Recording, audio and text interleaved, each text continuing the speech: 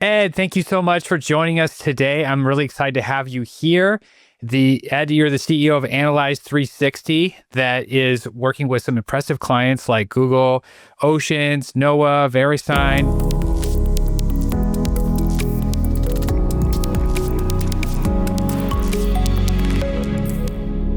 I'm really looking forward to diving into your journey building a customer segmentation and analytics platform. So, what inspired you to transition from your military career to founding the Analyze Corporation? Yeah, that's a great question. So an unlikely transfer. But when I was in the military, I was working with the intelligence agencies and we were doing big data analytics and we were doing it on huge databases of people. And we realized that there was just a need for some automated information on people. And I came out of that and joined with a couple of my partners, and we created Analyze 360, which ended up getting a very large database of consumers. So it was a natural transition from kind of government big data analytics to commercial. Not the same, use case, but some of the same tasks, right? To segment. Can you tell me the story of how did you develop it and how did you make sure it met the market need out there outside of the military? Yeah. So, there's always a tension between, do I just create something I think would be great and try to push it out, or do I find somebody who wants that thing? It was a little bit of both. We had access to this very large database about 10 years ago, and we began working with a very large nonprofit, which was the Red Cross. And they told us they just don't have access to enough information on people who could potentially be donors. So we said, well, what if we got information on 220 million US people, which is almost everybody in the US over the age of 18? And what if we knew up to 360 different variables on each person by first name, last name, and address, and we could model those, and then you could know who to ask for donations? They said, well, that would be the holy grail. That'd be perfect. Amazing. And were they your first major client? They were. They were the first ones to use it, prove it out, kind of give us some feedback. And when we realized that was going to work for them, we sought out some other nonprofits at first. And I'm curious, I'm maybe you can't share your secret sauce, but as a marketer, we're doing very similar things all the time, trying to figure out what part of the market is most likely to take action on a certain, opportunity. And is there something that makes somebody more likely to be a donor other than just net worth that you can share? Right. Yeah. No. I'll share all I can, and we'll see how we do when we get to the math. But the example for Habitat for Humanity kind of proves or answers what you were asking. So Habitat for Humanity has donations each month from different donors each month. And what they would do is they would take their current donors that month and upload them into our platform. We'd look them all up in our platform. We do all the segmentation, all the sociometric, psychographic, and demographic analysis, and they would get the answers back on who donated to them that month. And what they noticed is in June and July, they had a very different donor than November and December. And so what they do, to answer your question directly, it's your donor base in this case that creates the model. And then we use the model to find more people who look like the model. So in June and July, there's different predictive variables out of the 360 that they're using to find those people they have in a campaign. And in November, December, different predictive variables for those types. So your own DNA for who's interacting with you, who's donating to you, who's buying your product, creates the predictive model. And then we use that predictive model to find more people who look mathematically just like that. If I were to just simplify it, it sounds like lookalike audiences outside of any specific social media platform. It's just lookalike based on all the other data that you're able to put together for these groups. Yeah, that's right. This is very much a traditional segmentation report that had been done, in the late 70s, early 80s, early 90s by companies like Axiom, Experian, Nielsen. And they were doing these for the Fortune 500 companies regularly. They still do. Those companies pay tens of thousands of dollars, if not hundreds of thousands for these. They wait weeks or months to get these reports back.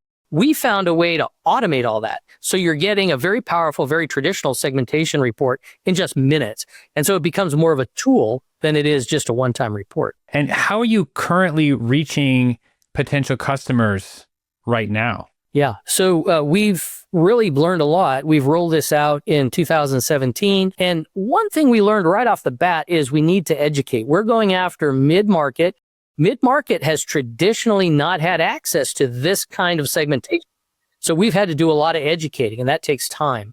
So we're trying to educate through, outreach, going to conferences, writing papers, speaking. But for our lead generation, we're doing mostly right now outbound leads. So we're sending a lot of email with information and pamphlets, and I'll kind of draw people that way. Been working for us some. We'll do a campaign email. We'll get responses. We'll book demos on our team. We'll demonstrate the software. So the challenge for you is just getting mid-market people on the demo who might not be aware of what you can actually do, because traditionally would have been way too expensive to get this kind of analysis done. That's right. You said that a lot better and more succinctly than I did. That's exactly right. So I see that you have different tiers, like a single report, annual premium. What drives that pricing strategy? We are doing something very innovative in this space with pricing. Traditionally, pricing has been based on either a consultative kind of price, which gets you up in the tens of thousands, if not hundreds of thousands, or it's charging by the lead. What we've done is we've made it an annual plan. We're not trying to monetize the data. We want you to have as much data as you could possibly have. We're just trying to monetize the fact that we put it in a platform and we make it easy to get. So with our pricing structure, you have unlimited uploads, unlimited downloads, and for an annual license, you have that all year long. We have really three prices. One is a one-time report. So if you just think, hey, I just want to know who my customers are, that's $750 one time. You would upload your data, you'd get all your reports, and you'd learn a lot. And they can use that all year long, unlimitedly, and get a lot of reports off of that. Our more power use, and that's for $2,400. And then our more power users, enterprise level, is the last tier. We have APIs with that. We let them have multiple licenses. We share data between licenses, and that's $6,000. We're going to keep this price here probably for another year. Our goal right now is just to get as many people onboarded as we possibly can. And then over time, we'll kind of optimize what the price is. And it reminds me of the anti-usage PLG pricing mistakes that you can make. If you charge by usage and you're thinking about this product-led growth, you can often incentivize your customers just to not use it, limit access, kind of the problems you might get with Salesforce, right? If you're not the right person, you're not getting that license. And you're saying, I think you said you're reaching 80% of your high potential customer via social media ads.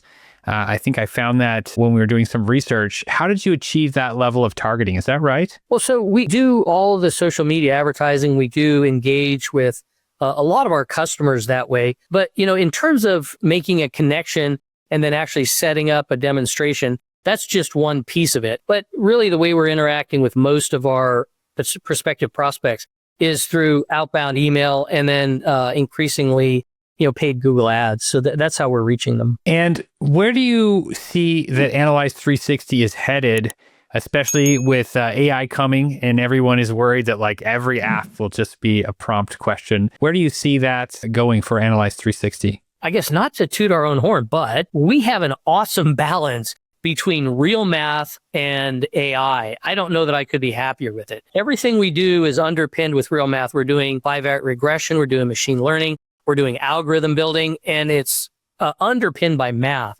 And where we're using AI is to enhance our mathematical results. So we'll build all of our reports, all the sociometric, psychographic, and demographic reports with math. And then we allow our customers to say, we ask them, what's your marketing goal?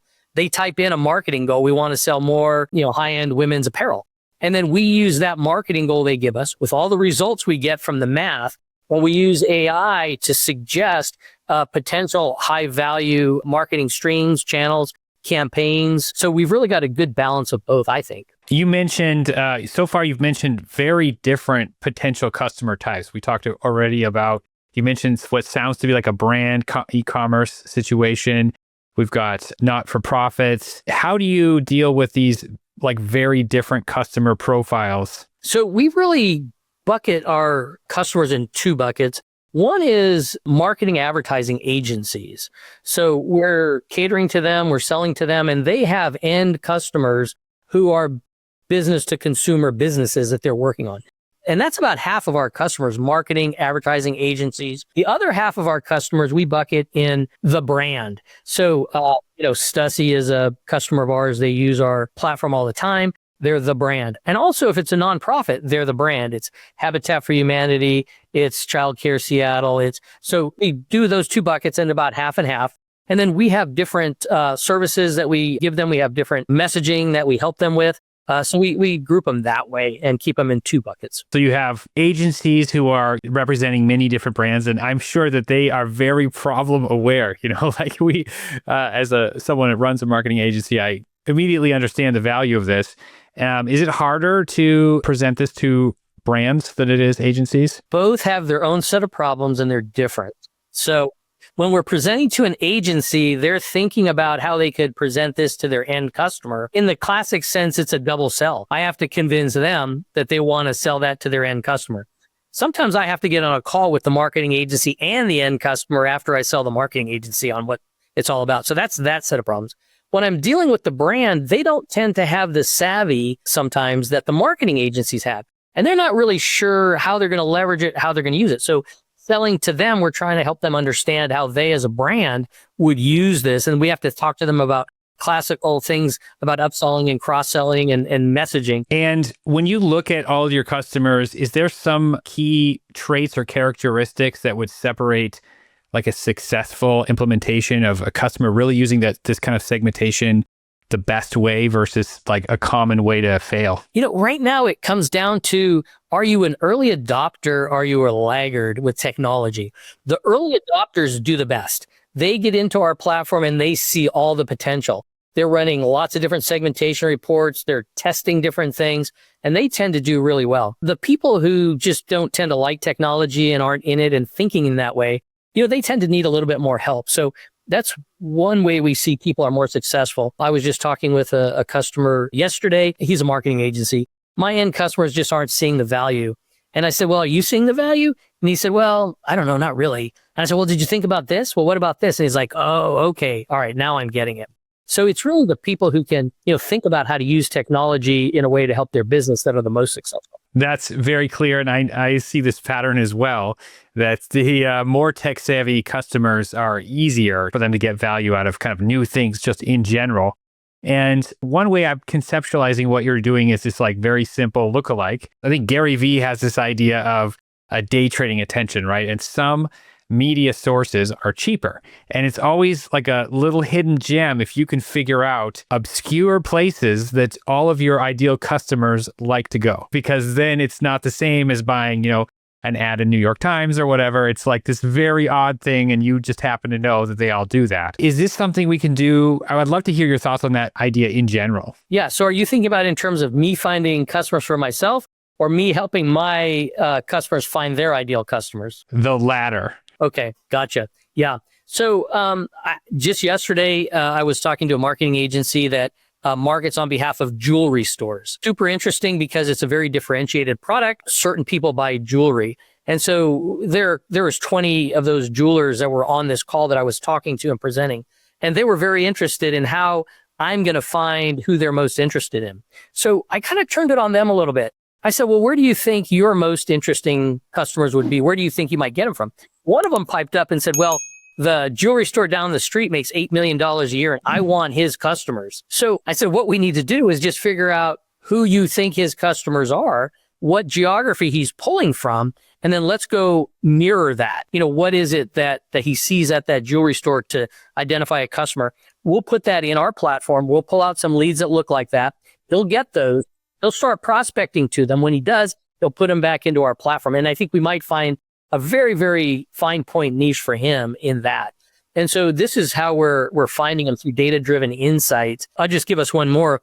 We have another customer that's a women's clothing store in Southern California. They have brick and mortar stores in California. They sell online everywhere else. And when they ran their analysis of their best customers, they learned that primary predictive variable for who would buy their clothes, the primary one isn't would you buy women's apparel. Number one is, are you an active investor? So all the Experian data for this high-end women's clothing store. So now they're using that to say, okay, where can we find women who are in investment kind of scenarios? And let's see if we can position our product there and then use that as a source. So data-driven insights from the math are how you find those, I think. Excellent. Yes. So that my head's now spinning about, positioning for investors close. Well, how are you thinking about scaling the platform this year? This year, we're doing a number of things. We're building out a lot of our infrastructure so that we can bring on a lot more customers.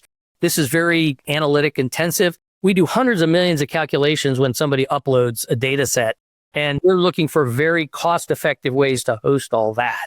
So that's one area we're working on. The next area is that optimize what we're doing with AI. So we have a lot of mathematical conclusions that are very valuable and true. And so we're creating what we call Marketing Idea Lab. So we've just started this. We want you to be able to come into our platform, use all the results you get from our platform, and then with AI, start tinkering with and playing with, messaging, approaches, marketing ad copy based on what you got out of your report. So we're working on that as well. That would be amazing because you could do like scenario planning and just sort of estimating. And, as a marketer, the best trick that I have if I need quicker feedback is, we'll buy some ads, because you'll know instantly if people respond. But unfortunately, those are not free. We know all their variables. We know who and how many you would hit. We could make predictions using AI to help gauge some of that. So that's where we're headed. We're trying to expand that. We always have as our underlying idea to be able to be maximally grown. So what I mean by that is we try to keep this as easy, simple, and user-led as possible. And we try to keep ourselves kind of out of the picture. The less we have to do, the better. Well, I appreciate how concise you're making the value proposition. As a marketer, I'm always... I find that not everyone has such a nice, easy to understand value proposition. So I appreciate that. And this has been fantastic, Ed. And I'm wondering, what are you excited the most about for Analyze 360 in this year? Yeah, I think it's really bringing on more customers, getting more use cases. Right now we have hundreds of users a day on the platform with licenses. We've got thousands of use cases, and all of that repetition is helping really inform what we're going to do in the platform. We love helping small to medium-sized businesses. We're always going to keep our price structure that way. We're always going to be focused on them. They're underserved in this area, and they have the maximum potential. We want to keep this completely different business model moving. We don't have to charge tens of thousands, if not hundreds of thousands of dollars. And we love the fact that we can give information that's so valuable to businesses just in minutes. And then one kind of, I guess we'll disclose it here, one secret thing we're working on is we just got access this week to a lot of geospatial cell phone data. Very difficult to get. It's very huge. It's hard to work with. You have to follow a lot of rules. But we're going to get latitude, longitude, and time for about 25% of U.S. phones based on advertising IDs. So if we can connect that to our data set, we can give you a lot of information on people very specifically that you could just reach with advertising IDs. So that's something we're working on. We think we'll have that figured out this year, and we're super excited. That's amazing. This reminds me, there's a few, I can't remember who now, but there's a few different folks that I've heard working on this idea of showing causality from ads and trying to link geodata with purchase history. And as far as I know, it's very difficult problem to solve. We've run a couple tests.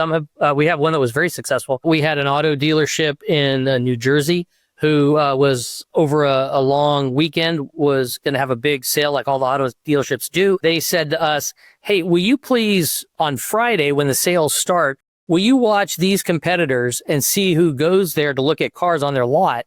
And then Saturday, give those to us, and we'll push ads out to them saying, hey, we think you might be interested in a vehicle. We've got one for you, and here's the price. And so that was very successful. We were able to capture the people who are at other dealerships because we had the cell phone data. Definitely. Well, thank you so much, Ed. Fascinating. Yeah, no, you're welcome. Thanks for your interest and asking for sure.